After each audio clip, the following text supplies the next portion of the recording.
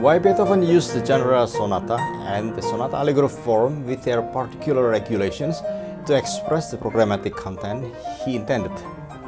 Why didn't he use the genre fantasy with its free form and its true composed structure that would offer him much more freedom?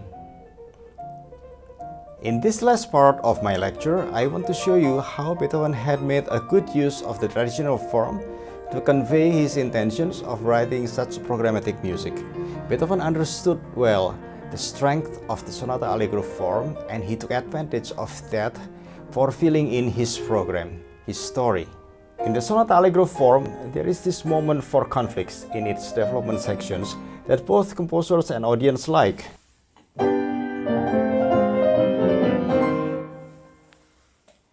We can see here in the first movement of this Les Adieux sonata, the 5-note motif that spans over 2 bars is now expanded to span over 3 bars. It also changes from a major tonality in the expositions to a minor tonality. In the first movement, it goes from E flat major to its relative minor, which is C minor. If the exposition starts in the uplifting subdominant chord, the development section starts in the threatening dominant chord. In the third movement, it goes from E flat major to its parallel minor, which is E flat minor.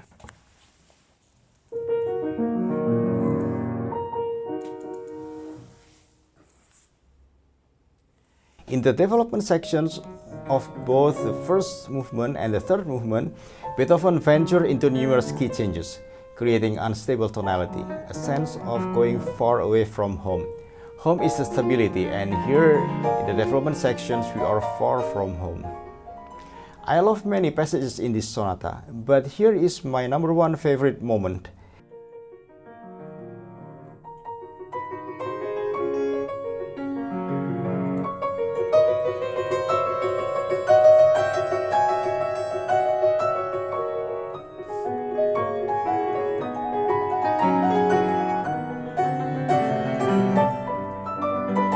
After moving far away from home, what a glorious return into the recapitulations that Beethoven had made.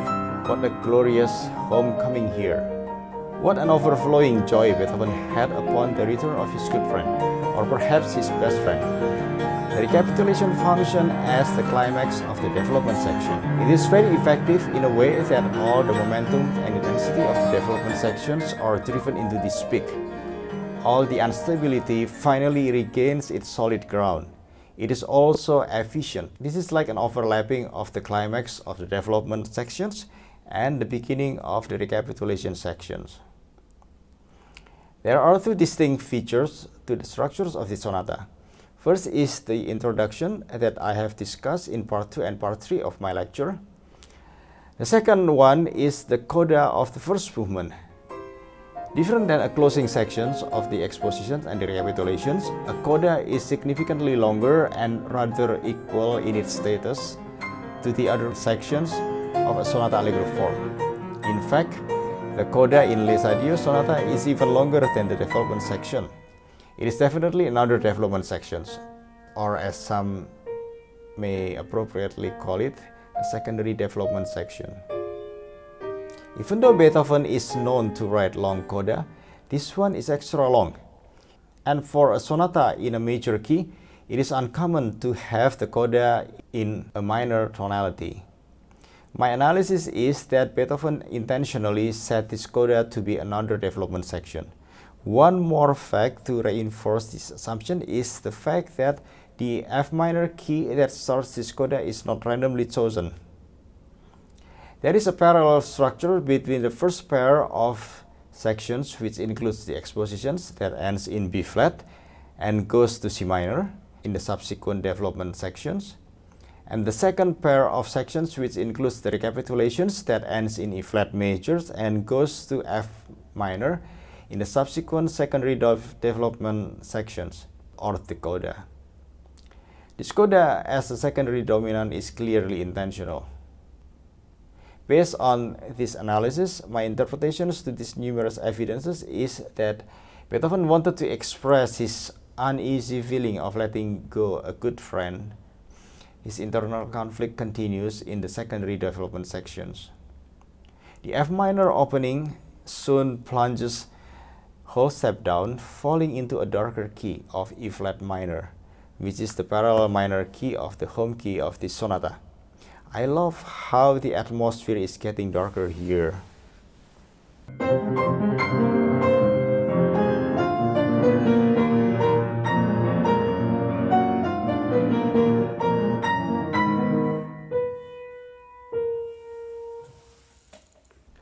I love how it abruptly falls into these lonely notes, arranged in imitation, the echoes of the troubled mind and soul.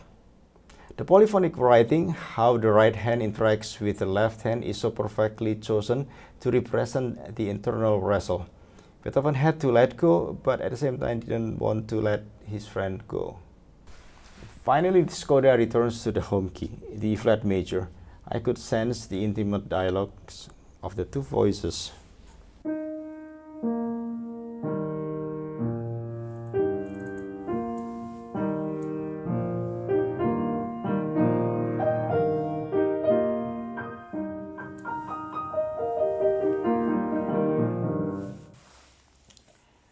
When I was a teenager and had to study this sonata, this was a boring section at the time.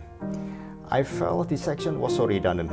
But now, after some analytical studies and some personal reflections, I love how this sonata ends.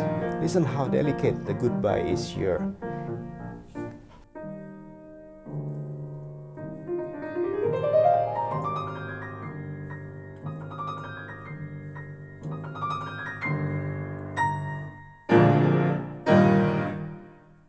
And finally, with a firm, optimistic, strong, perfect cadence.